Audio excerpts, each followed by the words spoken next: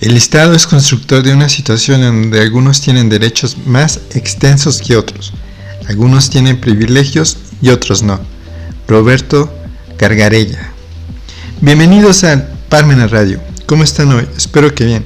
Los invito a unirse a nuestras redes sociales en Twitter, Facebook, Instagram y en nuestro blog búsquenos como Carlitos y los Impuestos. Antes de empezar el programa les recuerdo que estamos llevando la campaña #Código Fiscal de la Federación y diariamente publicamos un fundamento del Código Fiscal. Vamos a empezar el programa de hoy. Desafíos fiscales en tiempos de incertidumbre. Antes de empezar el programa de hoy, me gustaría actualizar la cifra de fallecidos por COVID-19, que de acuerdo a las autoridades son 265,000 personas. Es muy triste esta enfermedad de COVID-19 que pareciera ya desapareció para algunos que andan en espacios públicos sin cubrebocas, asistiendo a bares y restaurantes donde la constante es la diversión y no la preocupación. Desafíos fiscales en tiempos de incertidumbre. El tema de hoy proviene del libro que tiene este título. A lo largo de 3 programas vamos a ir viendo el contenido de este libro. El índice se divide de la siguiente manera. Capítulo primero, los desafíos del derecho fiscal. Capítulo segundo, los desafíos del derecho procedimental fiscal. Capítulo tercero, los desafíos de los derechos fundamentales en el derecho procedimental fiscal. En este programa solo veremos el contenido del capítulo 3, los desafíos del derecho procedimental fiscal. Antes de empezar a explicar este capítulo 3 de este valioso libro, me gustaría tratar de entender el punto de vista del actual gobierno en el área del derecho fiscal. Para empezar, el mayor logro que estableció fue la prohibición de la condonación de impuestos, ya que según el razonamiento que establecen, fue a causa de que las grandes compañías se aprovechaban de esta figura y por lo tanto estaban causando que el gobierno dejara de percibir miles de millones de pesos, por lo que se dio la tarea, el actual gobierno, de prohibir la condonación de impuestos, quedando de la siguiente manera en la Constitución Política. Artículo 28. En los Estados Unidos mexicanos quedan prohibidos los monopolios, las prácticas monopólicas, los estancos, las condonaciones de impuestos y las exenciones de impuestos en los términos y condiciones que fijen las leyes. El mismo tratamiento se dará a las prohibiciones a título de protección a la industria. Este párrafo fue reformado el 6 de marzo de 2020, por lo que en esta pandemia se aplicó esta medida de que no se debía de condonar impuestos a las empresas, aún estando en la mayor pandemia que había sufrido México en tiempos recientes, desde la fiebre amarilla en los años 20 aproximadamente. Me refiero al COVID-19, que aún después de año y medio no nos deja regresar a la normalidad, ya que el peligro es latente de contagiarse de esta terrible enfermedad.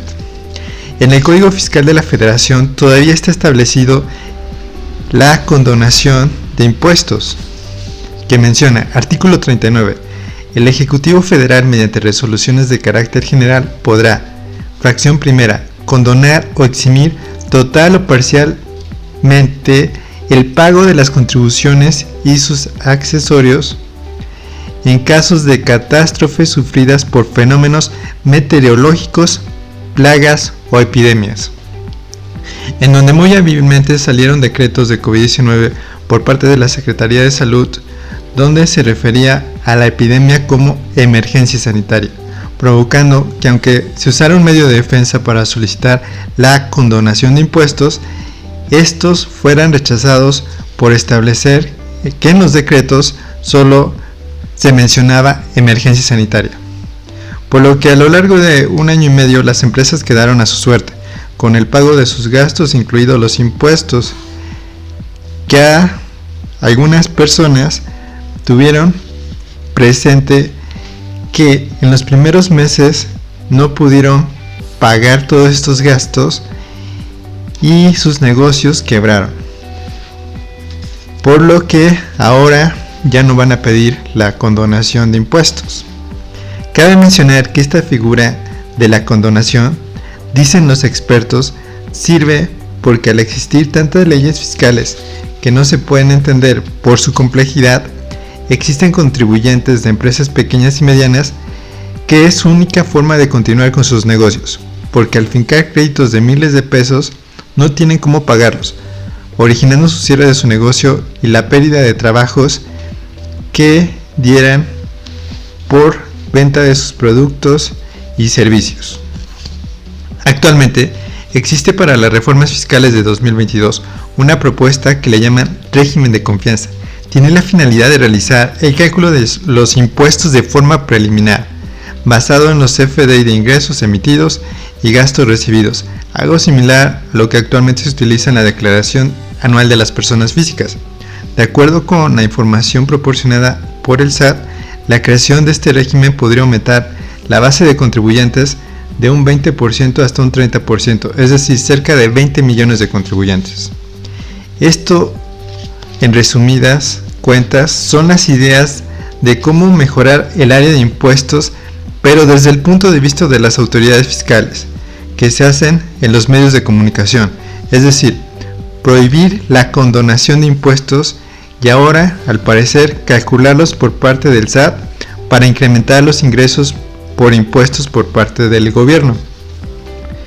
Los que se dedicaron a ser contadores o abogados fiscalistas conocen que hay más que esas solo dos ideas en el área fiscal, como la creación de leyes que sean claras de entender, que no existan tantas multas millonarias y que se dejen de crear tantos delitos fiscales que se crean cada año, en donde la única finalidad es darle seguridad jurídica para su recaudación en lugar de darle seguridad jurídica a los contribuyentes.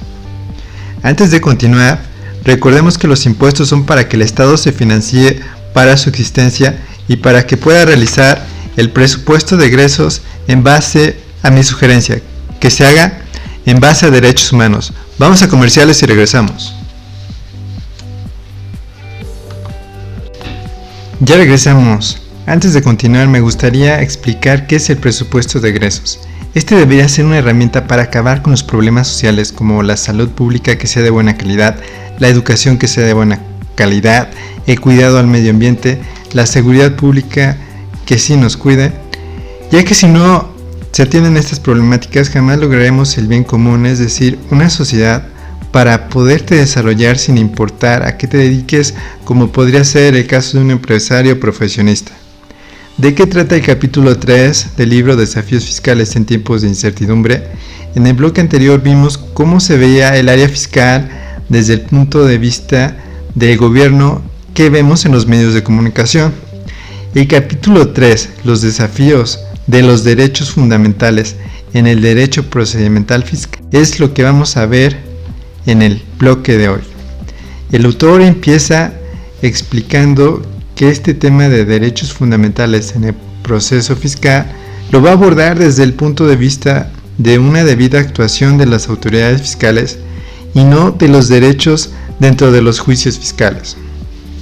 Para empezar, menciona que el principal problema son los legisladores y legisladoras, que, aunque son los representantes de los ciudadanos, estos no mantienen diálogos constantes con ellos, las universidades y los expertos en el área fiscal, para observar qué derechos se necesita tener para los contribuyentes, además de determinar las facultades de las autoridades fiscales deberían tener para evitar la discrecionalidad.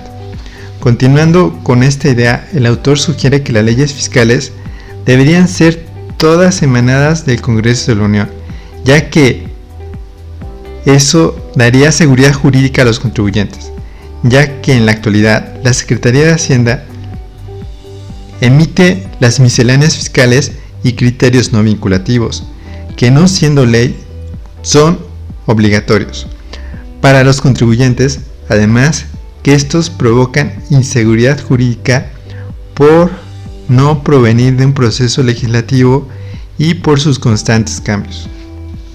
Por lo que de seguir así me refiero a que los legisladores y legisladoras no se acerquen a dialogar con los interesados, se corre el riesgo de seguir creando leyes fiscales que no sean claras, provocando una gran discrecionalidad para las autoridades fiscales, en donde los contribuyentes tienen que utilizar los medios de defensa que después de 3 o 4 años les dan la razón de que la ley no es constitucional, en los mejores de los escenarios, ya que también podría ser que le dieran la razón a la autoridad por algún descuido del que promueve el medio de defensa, como podría ser que no lo interpuso en el término que se tiene para promoverlo. Menciona el autor de este capítulo 3 que actualmente existe el compliance fiscal que busca aminorar los riesgos de los contribuyentes, pero en función de sus obligaciones y no en el ejercicio de los derechos de los gobernados. Otra observación es que dice que también la academia debería buscar que se dieran sus derechos a los contribuyentes y no solo explicar la necesidad que el Estado recaude y que los contribuyentes cumplan sus obligaciones fiscales. Uno de los ejemplos que da el autor de este capítulo es el derecho de petición, que en lugar que fuera un trámite fácil y rápido de realizar, puede tardar hasta 3 meses sin obtener respuesta de trámites como sería el caso de devolución de bienes embargados, la liberación de un gravamen, la autorización para expedir copias certificadas, la respuesta de una consulta de trámite. Si la autoridad no da respuesta, entonces se actualiza el derecho del contribuyente de demandar la negativa ficta para que la autoridad resuelva sobre el fondo del asunto.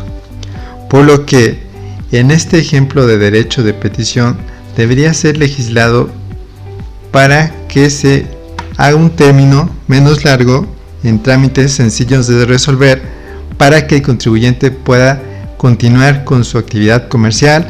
En el caso de una consulta, lo que esto sería un ejemplo de que el legislador debe buscar dar estos derechos a los contribuyentes. El principal derecho a regular en la relación contribuyente con el Estado es el de seguridad jurídica. La seguridad jurídica tiene los siguientes elementos: la certidumbre de las acciones de las autoridades fiscales, las facultades con que cuenta la autoridad fiscal sean lo menos discrecionales posibles, las disposiciones legales establezcan con nitidez quiénes son los servidores públicos competentes para llevar a cabo sus actuaciones, la certidumbre en las actuaciones de los gobernados, es decir, que tengan conocimiento de lo que está prohibido, permitido y obligado por medio de una norma que así lo determine, y no en disposiciones administrativas como son las reglas de carácter general, que no se permita la retroactividad de las leyes. Si desde la legislación se respetara la seguridad jurídica de los gobernados, se protegerían los derechos de libertad, de intimidad, de privacidad, de autonomía de las personas, todos ellos vitales para el desarrollo de los países. Después de explicar esta idea sobre la necesidad de una correcta implementación de seguridad jurídica, el autor, a través de breves ensayos, explica la gran necesidad de dar derechos a los contribuyentes. De lo contrario, seguiremos viendo cada día más la seguridad jurídica, pero para el Estado, para el cobro de sus impuestos.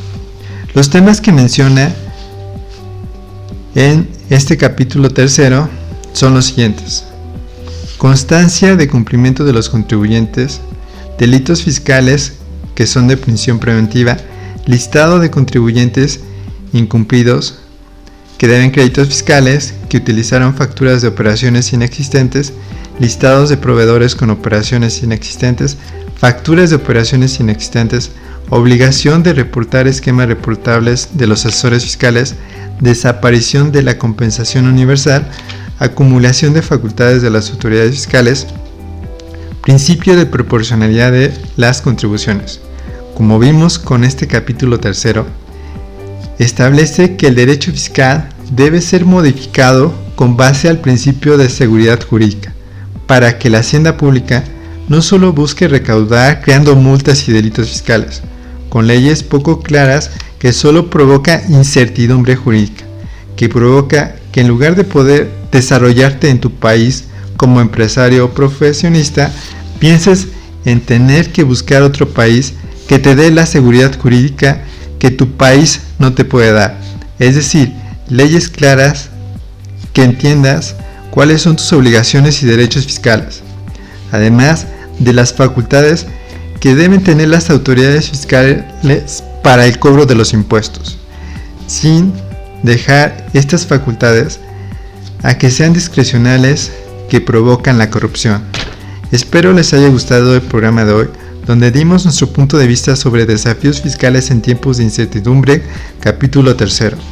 Los invitamos a comprar el libro Carlitos y los impuestos de forma electrónica en Amazon Gandhi. Si lo requieren físico, está disponible en CSA Puebla. Y recuerden que los impuestos no es un castigo, siempre que se ocupen para otorgarnos nuestros derechos humanos. Hasta la próxima.